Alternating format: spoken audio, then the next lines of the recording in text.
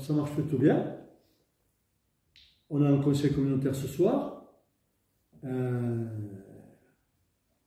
Je prends en compte certaines propositions qui me sont faites, y compris par l'opposition, puisque j'ai décidé d'installer une commission pour réfléchir à la proposition de Madame Loubradou, de son groupe, sur l'extension du fonds d'aide aux communes dans certaines circonstances. Donc, on a choisi les membres de cette commission qui va se réunir prochainement pour voir ce qu'on peut faire et comment. Je suis pas aussi. En tout cas, j'en profite pour dire que l'aide aux petites communes a représenté 3 200 000 € d'aide aux petites communes depuis que je suis président de l'Aglo. Ces aides de 3 200 000 € ont représenté 18 millions d'investissements dans ces petites communes.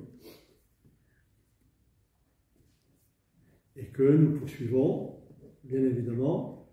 Je me félicite du fait que les maires peuvent investir dans leur commune parce qu'ils ont ce soutien financier supplémentaire par rapport au fonds du département ou au fonds d'État, le DETR ou le fonds d'aide rurale. Est-ce que là aussi, il y a des projets qui vont être remis en cause ou qui vont être retardés? Sur l'Aglo? Oui, sur l'Aglo. Il y a un projet qui a été remis en cause jusqu'à présent. C'est universel. Vous avez lancé une étude quand même pour le... Oui, on a lancé une étude pour redéfinir le contenu. Universel, quand on l'a voté fin 2017, c'était une proposition extrêmement pertinente. La preuve, c'est que dans les années qui ont suivi, on a assisté à un développement considérable de... La réalité virtuelle. La réalité virtuelle. Le projet universel était en grande partie axé sur la réalité virtuelle, sur le plan industriel, sur le plan ludique. La crise est arrivée, ça ne peut fonctionner que s'il y a du monde qui vient. Et on avait tablé sur au moins 20 000 personnes par an. Il est évident qu'avec la crise sanitaire, etc., il était ridicule de construire ce truc et de voir personne n'y venir. Voilà pourquoi ce projet il a été abandonné et on réfléchit à une nouvelle offre. C'est-à-dire qu'il y aura toujours un côté ludique, il y aura toujours un côté scientifique, en collaboration avec l'université, mais la réalité virtuelle, maintenant, on la laisse à d'autres, puisqu'elle est partout maintenant, même dans les entreprises.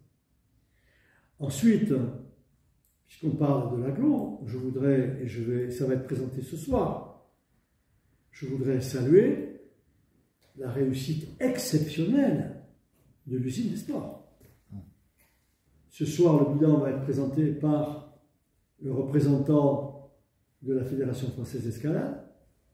Je rappelle que l'usine des sports elle a ouvert ses portes en février 2022 et le bilan au 31 décembre 2022, vous voulez savoir combien de milliers de personnes ont été accueillies à l'usine des sports? Dites un chiffre. 20 000. Ah oui, tu le sais. 25 000 personnes. 25 000 personnes payantes. Payantes. Et vous verrez ce soir, ceux qui seront là, les chiffres présentés par la fédération, y compris leur chiffre d'affaires. Vous allez voir, plusieurs centaines de milliers d'euros, c'est pas mal. Hein, à tel point qu'ils nous ont mis 7 salariés maintenant. 7 salariés. Alors, je ne peux pas ne pas parler de cette réussite exceptionnelle. Ça fonctionne tous les jours? Oui, tous les jours, sur tous les week-ends. Et jusqu'à 22 h tous les jours. Sur l'Aglo, il y a le projet de médiathèque qui va commencer à la fin de cette année, fin 2023, sur le bâtiment 111 à l'Arsenal. Il y a le projet de centre de congrès de Lourdes qui poursuit son cheminement correctement. Maintenant, on est d'accord sur le projet avec le bureau d'études. Il y a le projet du Pic du Gers qui va être mis en cause. Je rappelle qu'on avait prévu d'investir 2 400 000 €. et qu'il est exclu aujourd'hui qu'on se lance dans un tel investissement, alors que nous savons que le Pic du Gers n'accueillera plus la Coupe du Monde de VTT, puisque elle a été captée. J'allais dire captée, puis elle a été séduite par un autre site, on va dire.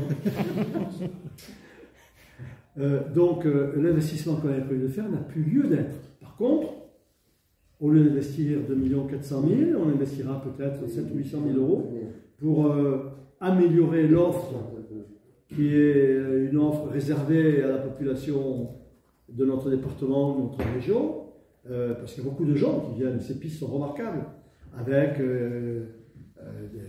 des lieux pour nettoyer, réparer les vélos, etc. Il y aura un investissement quand même. Voilà quelques exemples d'investissements qui vont se poursuivre: la médiathèque, le centre de congrès, puis d'autres qui, universels remis en cause, modifiés, et Pic du Gers modifié. Les associations écologiques vous ont-elles contacté au Pic du Gers parce qu'il y a une certaine fronde qui semble s'installer de la part de ces associations, non? Moi, j'ai été contacté par personne. Bon. Maintenant, moi, je ne suis pas borné. Hein. Si ils n'en veulent pas, on ne fera pas. On ne fera pas l'investissement. Pas de problème. Ouais. Pas de problème. Vous n'en voulez pas? Très bien, on ne fait pas. Et ceci étant, les pistes, elles existaient bien avant que je sois à l'aglo. Hein. Oui, oui. Sauf qu'on les a rénovées. Il y en a de nouvelles. Ah oui, on a fait une piste noire, on les a rénovées, etc. Mais je me permets de préciser qu'on est régulièrement vandalisé quand même. Hein. Oui, oui. Et par qui? Par qui? Je veux le savoir. Alors, quand les gens ne veulent pas d'un truc, ils vont tout casser. C'est dégueulasse. Hein, c'est pas parce que toi tu ne le veux pas que personne ne le veut.